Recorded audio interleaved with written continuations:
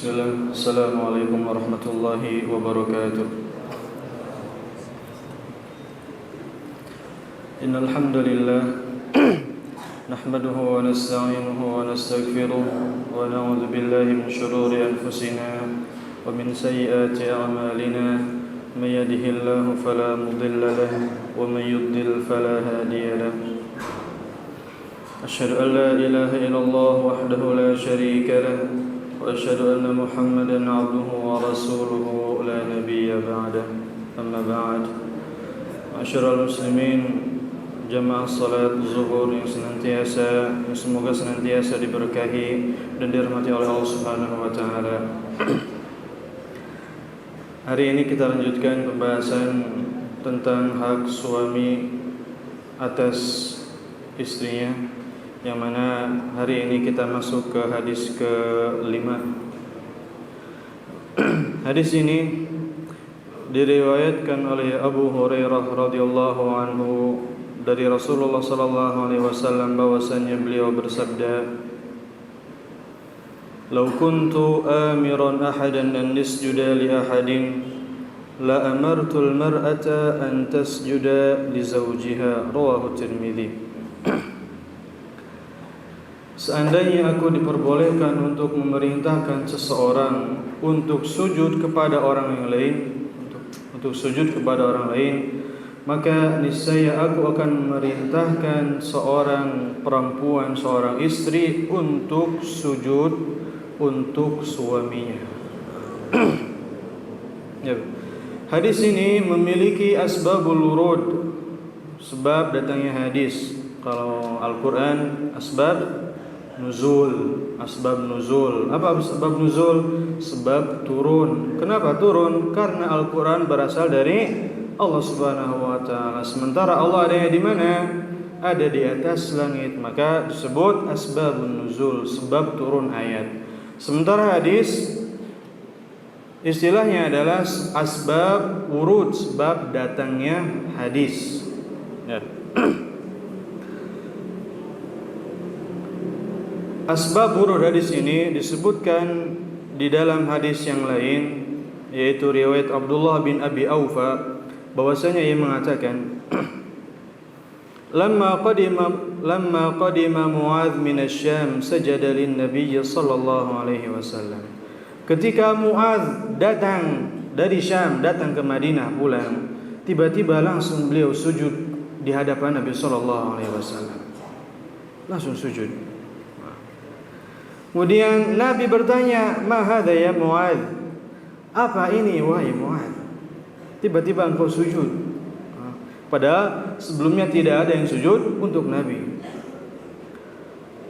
Qala ataitu asy-Syama fawafaqtuhum yasjuduna li asaqifatihim wa batariqatihim fawadidtu fi nafsi an naf'ala dzalika bika.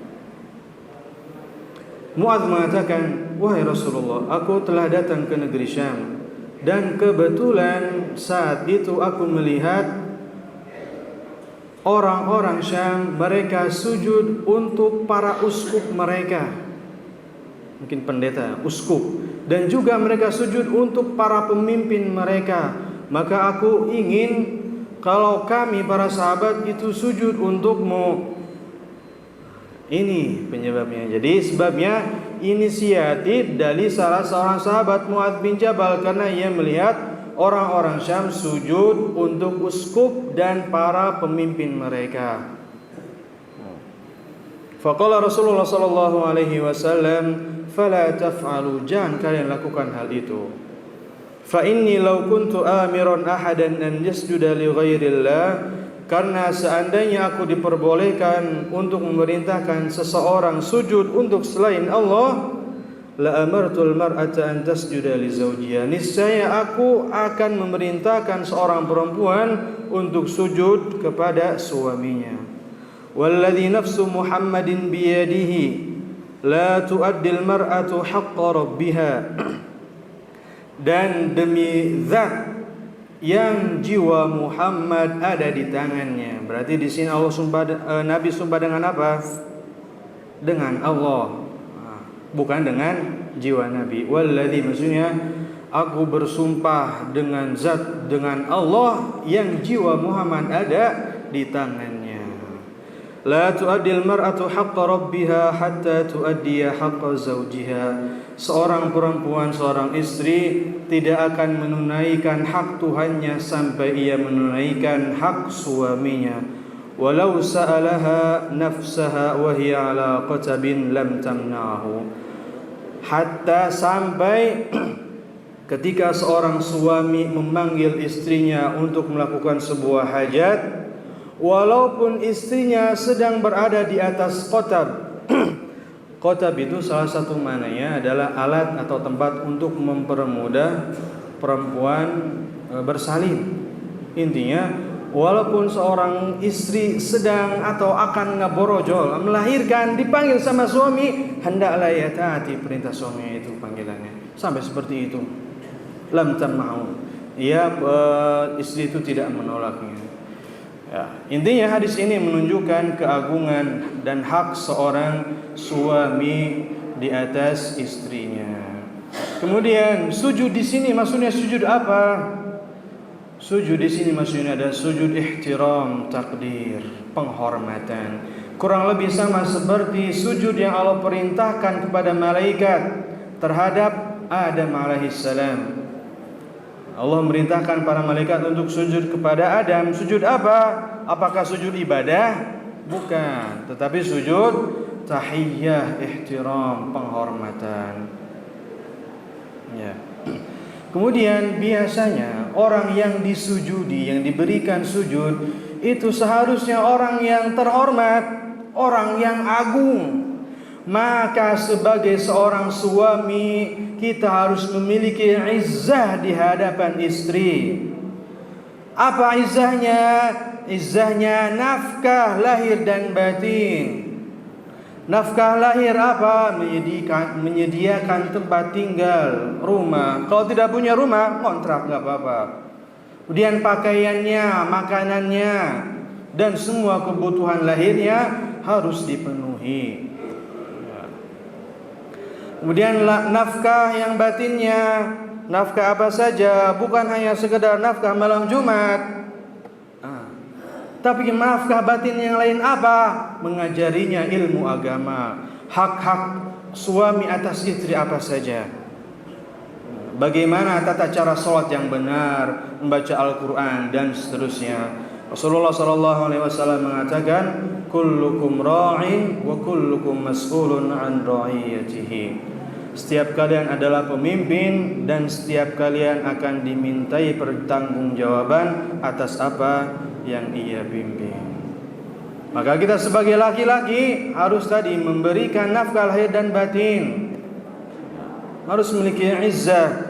Maka kita harus bekerja, mencari nafkah. Sebagai laki-laki jangan hanya diam di rumah santai sementara istrinya kerja. Tidak, laki-laki harus keluar dari rumah mencari nafkah. Ar-rijalu qawwamuna 'alan nisa bima faddalallahu ba'dahum 'ala ba'din wa bima anfaqu min amwalihim. Seorang laki-laki itu pemimpin atas apa yang dikaruniakan Allah Subhanahu wa taala dan karena mereka memberi nafkah.